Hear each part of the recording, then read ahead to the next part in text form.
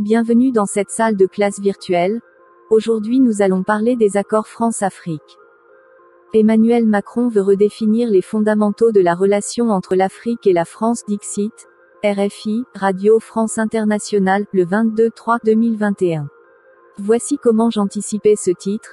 Il y a 8 mois, le 25 septembre 2020 et dites-moi si la géostratégie c'est la magie. Les 10 penseurs africains qui veulent achever l'émancipation du continent, selon Le Monde de Jean-Paul Pougala. J'ai été suspendu par Facebook pendant 3 jours, à cause des publications signalées par les sympathisants de Cheikh Anta Diop et des fervents croyants du christianisme et de l'islam. Je ne pouvais plus publier ou même commenter. J'ai préféré désactiver le compte. Nous préparons en toute urgence le plan B de l'application à abonnement payant pour continuer désormais de me lire sur. Je suis fatigué de former gratuitement des gens qui vont en plus signaler en masse ma page. La prochaine fois, ils devront payer avant de signaler. Jean-Paul Pougala du 25/9/2020. Le salaire est déterminé par la lutte entre capitalistes et ouvriers.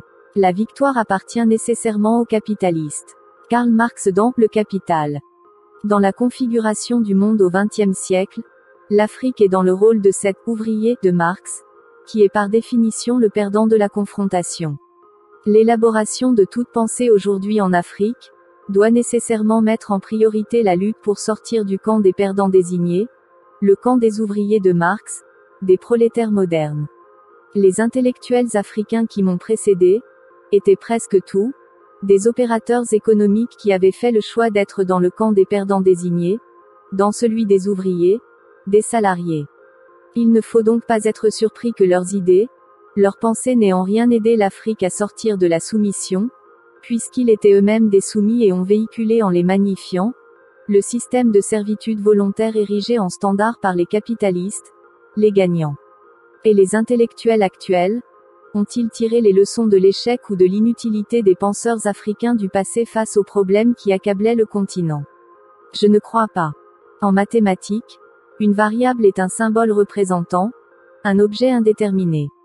Si dans une équation, vous changez l'objet déterminé, les chiffres et laissez intacts les objets indéterminés, les lettres X, Y, vous ne changerez pas grand-chose dans la solution. Ce n'est pas pour rien que ces lettres s'appellent aussi variables, c'est parce que c'est en les changeant qu'on varie le résultat de l'équation. Si nos prédécesseurs ont échoué parce qu'ils étaient dans le camp des perdants tel qu'indiqué par Karl Marx, comment les suivants peuvent-ils changer la donne en épousant le même profil que les anciens? Comment en restant des ouvriers, ils peuvent penser faire plier les capitalistes? Comment peuvent-ils croire un seul instant que les capitalistes les financent pour enseigner même dans des prestigieuses universités occidentales? Une pensée qui pourrait mettre en difficulté le système qui tient en laisse l'Afrique. Dans son édition du 28 octobre 2016, le quotidien français Le Monde publie un article de sa journaliste, Séverine Kodjo-Granvaux intitulé « Les 10 penseurs africains qui veulent achever l'émancipation du continent ». Et sous-titre « Portrait des intellectuels les plus féconds dans le renouveau d'une pensée africaine décolonisée ». Il s'agissait des premières journées de rencontres à Dakar et à Saint-Louis, au Sénégal le vendredi 28 et samedi le 29 octobre 2016, de la première édition des ateliers de la pensée africaine. Sans surprise, j'y ai retrouvé les points communs qu'ils partagent avec leurs prédécesseurs qui sont à l'origine de notre inertie et surtout de notre hors-sujet généralisé devant tous les sujets et problèmes du continent africain. Financement.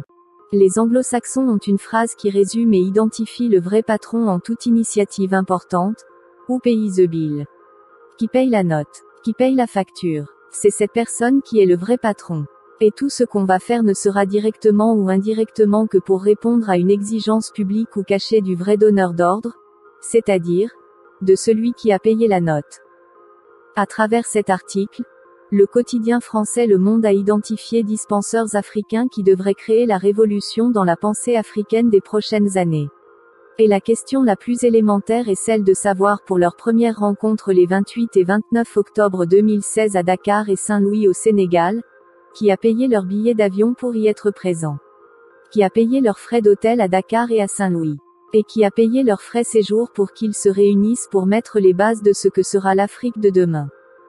La réponse est la même que pour leurs prédécesseurs, les Européens, les Blancs. Nous sommes encore en face d'intellectuels naïfs qui croient en toute bonne foi se trouver sur une planète sur laquelle leurs bourreaux vont les financer pour trouver les voies et moyens pour se libérer d'eux. Au pays The Bill. Deux sont les principaux financeurs de l'événement, tel qu'écrit sur la première page du site internet dédié à la rencontre. Il s'agit de la France, de l'Allemagne et de l'Union européenne. Pour la France, il s'agit de l'Institut français de Dakar et de l'autre, c'est l'argent provenant d'un parti politique allemand de gauche, dénommé Die Linke, à travers sa fondation, Rosa Luxemburg.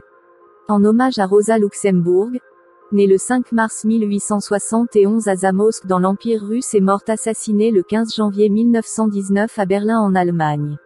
Elle est contre la Première Guerre mondiale, et c'est pour cela qu'elle sera exclue du Parti social-démocrate d'Allemagne, SPD. Avec des amis, elle fonde le Parti communiste d'Allemagne.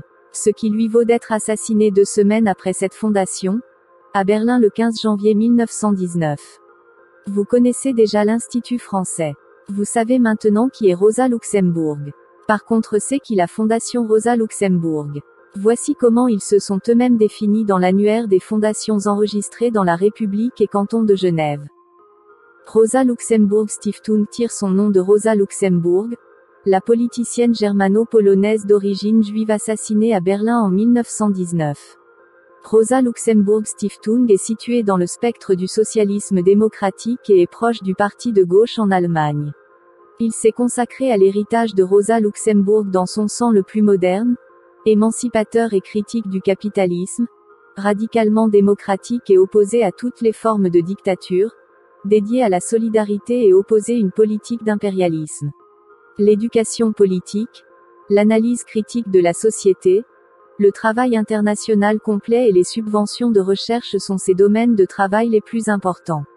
Le slogan de la fondation est « La liberté sans égalité et l'exploitation, l'égalité sans liberté et l'oppression. La solidarité est la racine commune de la liberté et de l'égalité. » Le bureau du RLS à Genève est concentré à la fois sur les droits sociaux mondiaux et la politique syndicale internationale. Nous aimerions soutenir et renforcer le mouvement syndical et ses organisations par l'éducation politique, le réseautage et les publications. Sur le site European Funding Guide, la page dédiée aux activités de Rosa Luxemburg Stiftung est accompagnée de ce message: This project has been funded with support from the European Commission. En d'autres termes, Rosa Luxemburg Stiftung est une organisation politique qui est financée par l'État allemand et par la Commission européenne. Et par conséquent, la Commission européenne à travers la fondation allemande, Rosa Luxemburg Stiftung, finance la tenue d'une rencontre des penseurs africains où ils doivent décider de l'avenir du continent africain. Si cela ne vous gêne pas, moi ça me choque profondément. De la même manière que je suis choqué que ce soit l'Union européenne à payer chaque année la cotisation de nombreux pays africains surtout francophones à l'Union africaine. Revenons aux dispenseurs africains qui veulent achever l'émancipation du continent. Le casting des participants fait rêver. Le quotidien français Le Monde nous présente des personnalités presque toutes agrégées et enseignant dans les plus prestigieuses universités surtout aux États-Unis et en Europe. On se serait naturellement attendu que des gens qui gagnent bien leur vie, soient pour le moins désireux de sauver la face en finançant eux-mêmes leur rencontre à travers laquelle ils prétendent sauver le continent africain. Mais ils ne sont pas gênés que leur rencontre soit financée par les Européens de qui ils sont supposés couper les chaînes invisibles de l'esclavage qui dure depuis 4 siècles. Ça c'était pour la forme. Maintenant regardons un peu le fond en allant à la découverte de la fameuse liste de Le Monde. Le premier de la liste de Le Monde est le Britannique d'origine ghanéenne qui s'appelle Kwame Anthony Appiah. Et le quotidien nous dit qu'il est d'un père ghanéen et d'une mère britannique. Pour sauver l'Afrique, il cultive le cosmopolitanisme, nous dit Le Monde. Et qu'est-ce que c'est? Comme il est issu de 2 parents, un Africain et une Européenne, il est pour un nouveau cosmopolitisme qui est même le titre de son livre publié chez Odile Jacob en 2008, dans lequel il cite une phrase de son père qui lui répétait sans cesse « Souviens-toi que tu es un citoyen du monde ».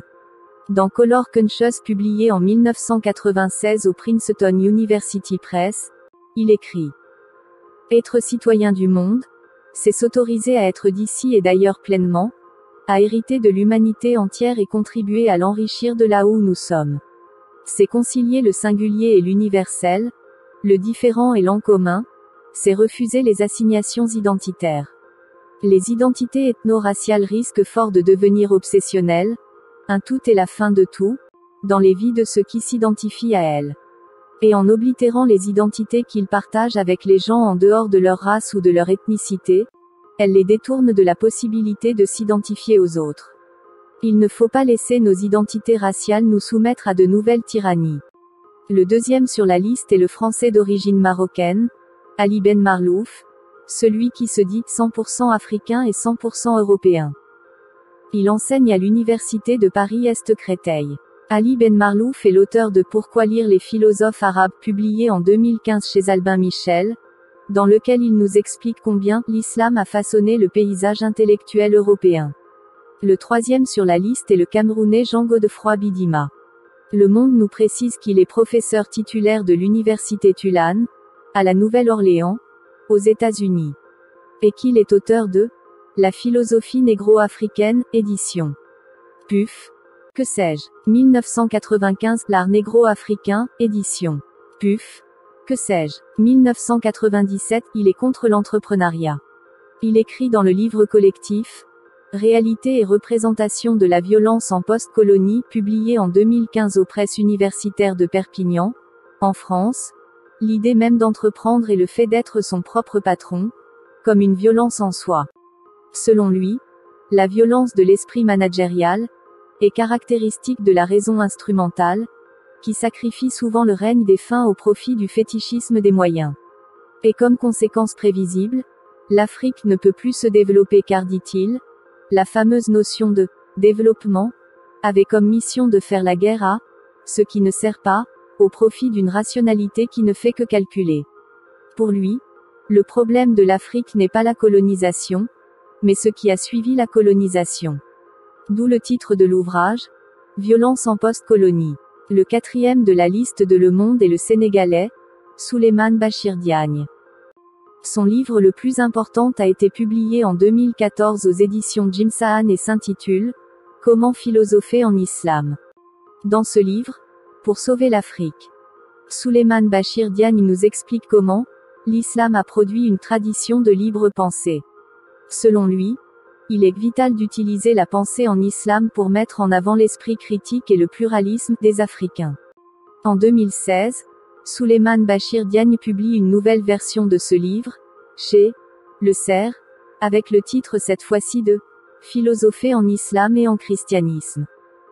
La première femme de la liste arrive en 5e position et c'est la Française d'origine congolaise et italienne Nadia Yala Kisukidi. Voici en intégralité ce qu'écrit d'elle Le Monde. La Française Nadia Yala Kisukidi, née d'un père congolais et d'une mère franco-italienne, entend donc décoloniser la philosophie africaine, et mettre à jour une raison subjuguée par sa propre nuit, construisant ligne de partage et exclusion sommaire. Tout comme elle entend démontrer que des philosophes africains comme Fabien Ebousi-Boualaga, Engelbert Mveng, Jean-Marc Ella ont permis de renouveler la pensée du religieux en faisant un lieu d'émancipation. En d'autres mots, la Française Nadia Yala Kisukidi veut sauver l'Afrique en continuant sur la lignée des prêtres catholiques et religieux africains que le système a érigés au rang de philosophes africains, de mettre le christianisme au cœur de toute pensée en Afrique. Le 6e de la liste est le co-organisateur de la rencontre, le Camerounais Achille Mbembe. Achille Mbembe qui a œuvré pour soutenir l'Europe qui combattait ce qu'il appelle les dictateurs africains, notamment en Côte d'Ivoire en 2010 et en Libye en 2011, affirme en 2016, dans le livre Politique de l'inimité publié aux éditions La Découverte que il est urgent de construire une Afrique tolérante, ouverte, créole. Une Afrique-monde où chacun, quelle que soit sa religion, sa carnation, son genre ou son orientation sexuelle, puisse s'y épanouir pleinement.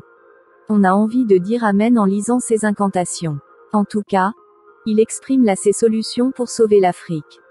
Et s'est convaincu que c'est le bon chemin qu'il a convié d'autres 9 génies africains comme lui à penser ce que deviendra l'Afrique de demain. La deuxième femme de la liste est à la 7e place. Il s'agit de la Française d'origine camerounaise, Léonora Miano. Le Monde a choisi pour l'illustrer ses propos contenus dans son livre publié en 2016 aux éditions L'Arche Éditeur, intitulé « L'impératif transgressif » et dans lequel elle affirme « Vous, qui êtes blanc, avez-vous déjà pensé votre blancheur? Et vous, qui êtes noir, pourquoi vous voyez-vous ainsi? Pourquoi endosser cette désignation coloniale? Les esclavagistes ont souhaité se blanchir des ténèbres qu'ils déversèrent sur le monde avec la déportation transatlantique d'hommes et de femmes qui jusque-là ne se considéraient ni comme africains ni comme noirs. Dès lors, le noir matérialise les ténèbres intérieures de celui qui mutile sa propre humanité en niant celle de l'autre. Le 8e penseur qui doit sauver l'Afrique dans le classement de Le Monde est un économiste togolais, Kako Nyubukpo. Ancien ministre togolais de la prospective et de l'évaluation des politiques publiques, le quotidien français nous dit que Kako Nyubukpo a travaillé pour de nombreuses institutions internationales, toutes financées par la France, BCEAO, CIRAD, UMOA, OIF. Et qu'alors que depuis 2007, avec la sortie de son ouvrage Politique monétaire et servitude volontaire, la gestion du franc CFA par la BCEAO, aux éditions Cartala, où il montre sa virulence contre le franc CFA, Le Monde nous dit que Kako Nyubukpo a confirmé la contradiction des penseurs africains qui sont tout radicaux contre l'oppresseur, jusqu'au moment où ce dernier leur tend la main pour les sauver de la famine. Et conclut en disant ceci, à 48 ans, Kako Nyubukpo est devenu directeur de la francophonie économique et numérique au sein de l'Organisation internationale de la francophonie. La messe est dite. La diversion peut continuer. Quelle leçon pour l'Afrique? Le choix du lieu, Dakar, la capitale française des tirailleurs africains et les 3 auteurs européens du financement de la rencontre nous prouvent que c'est la présidence de la République française qui est à l'origine de cette initiative et que dans quelques mois, on nous dira que Emmanuel Macron se réconcilie avec l'Afrique en rencontrant quelques-unes de ces 10 personnes. Et pourquoi pas les 2 personnes qu'on prétend avoir organisé cette rencontre? Ce ne sera que ce que nous avons déjà vu durant la colonisation lorsque le colon choisit ses évolués, civilisés pour trouver comment mater et tenir dans le silence les damnés du continent africain qu'ils réduisent jour après jour à la misère. Nos penseurs prédécesseurs étaient d'une naïveté déconcertante lorsqu'ils acceptaient de se faire manipuler par l'oppresseur et en sont devenus même le bras exécutif sur le continent africain. Aujourd'hui, les nouveaux intellectuels semblent n'avoir rien retenu des leçons de la défaite de nos prédécesseurs. Et continuent comme si l'antilope et le lion pouvaient tout gentiment manger dans le même plat et qu'il n'y a rien contre lequel se plaindre, il faut circuler. On connaît le mode opératoire du Rassemblement démocratique africain, RDA, dans le passé. D'abord la rencontre de Bamako et puis Paris qui veut dialoguer avec ceux qui se sont rencontrés à Bamako. Mais c'est chacun de nous qui est expert de sa souffrance infligée par la France et le Royaume-Uni. Et je ne crois pas qu'on a besoin que 10 naïfs intellectuels africains qui sont retrouvés hier à Dakar et demain à Paris pour expliquer quoi que ce soit à qui que ce soit sur comment améliorer nos relations avec Paris. Les intellectuels asiatiques ne se rencontrent pas pour savoir comment dialoguer avec la France ou le Royaume-Uni, car ce n'est le dialogue qu'il faut lorsqu'on est privé de liberté depuis 5 siècles. Et ce ne sera certainement pas un Emmanuel Macron qui n'a rien concédé à ces gilets jaunes qui offrira à la jeunesse africaine quoi que ce soit, pour renoncer à la rente française sur une partie de l'Afrique, devenue à cause de cette rente, l'ensemble des 9 pays sur 10 les plus pauvres du continent africain. Je ne crois pas à l'apport de la diaspora pour la construction d'un nouvel ordre africain. Car il est impossible d'attendre des miracles comme pensée propulsive de libération venant de la part de quelqu'un qui a fait le choix de vivre comme minorité dans une société qui l'opprime, l'écrase, l'humilie. S'il a accepté cela, une fois rentré en Afrique, il ne pourra reproposer que la face présentable de l'oppression. Karl Marx dit que lorsqu'on est esclave, lorsqu'on est soumis, ce n'est pas la pensée qui doit guider l'action, car c'est une pensée forcément polluée par le prédateur, mais c'est l'action, c'est le mouvement qui doit guider la pensée, parce qu'il partira des choses concrètes mettant en évidence les forces et les faiblesses du soumis. On peut lire des vocabulaires de ces 10 génies ou supposés tels pour comprendre comment la pensée polluée de ces intellectuels conduit déjà à leur inaction, parce qu'il s'agit d'une pensée crédule qui dépasserait même les enfants de la maternelle, comme 100% africain et 100% européen, avoir une mentalité Afrique-monde, etc. L'intellectuel africain n'a toujours pas compris qu'avant d'aller vers le prédateur et les autres, il faut au préalable élever notre propre niveau de défense et surtout, de combat. Il faut peaufiner notre capacité au refus de la soumission, que nous porterons en dot à l'humanité en échange de ce que l'humanité nous offre en termes d'évolution et de progrès. Si vous laissez votre maison salie par un voisin d'aller vers les autres, ils ne pourront s'empêcher de vous juger par la saleté qu'il y a dans votre maison. L'urgence n'est pas de courir prétendre le respect des autres, ou de croire qu'un prédateur, qu'il soit à Paris ou à Londres, va nous concéder quoi que ce soit qui mettrait en difficulté ses propres intérêts en Afrique, mais de travailler dur pour nous hisser au niveau acceptable pour rivaliser avec les autres. Nous vivons depuis le premier spermatozoïde, dans un monde de compétition sans merci où les plus faibles sont appelés à disparaître et tout le monde le sait et les plus forts, essaient tout simplement d'accélérer le processus pour pousser les plus faibles dans la tombe. Pour échapper à cette mort prévue pour nous, nous devons quitter le camp des faibles, le camp des perdants pour devenir nous aussi des prédateurs, des gagnants dont parlait Karl Marx en affirmant « Le salaire est déterminé par la lutte entre capitalistes et ouvriers. La victoire appartient nécessairement aux capitalistes. » Avant d'ajouter « L'impératif catégorique est de renverser tous les rapports sociaux qui font de l'homme un être humilié, asservi, abandonné, méprisable. » Les nouveaux penseurs africains devront être capables de comprendre que notre impératif catégorique est celui de créer suffisamment de richesses devant nous permettre de financer de façon autonome la lutte pour renverser tous les rapports sociaux qui font de l'Africain un être humilié, asservi, abandonné et méprisable à volonté. Et puisque le capitaliste gagne toujours, il ne s'agit plus d'insulter le capitalisme, mais de le maîtriser au maximum, le domestiquer, nous l'approprier pour le mettre au service de notre lutte de libération. C'est la route suivie par la Chine même si communiste. Ce qui manque à l'Afrique ce n'est plus la pensée ou les penseurs pollués par le prédateur, mais nos capitalistes, qui peuvent mener aujourd'hui la vraie et seule guerre qui compte à mes yeux, la guerre économique directement contre le prédateur, en produisant suffisamment de richesses pour éviter de croire qu'un prédateur nous donnera les moyens matériels pour le combattre. La vraie question reste donc, comment mener une économie de combat gagnante, sans capital dans un système capitaliste avec un prédateur qui nous tient depuis 5 siècles?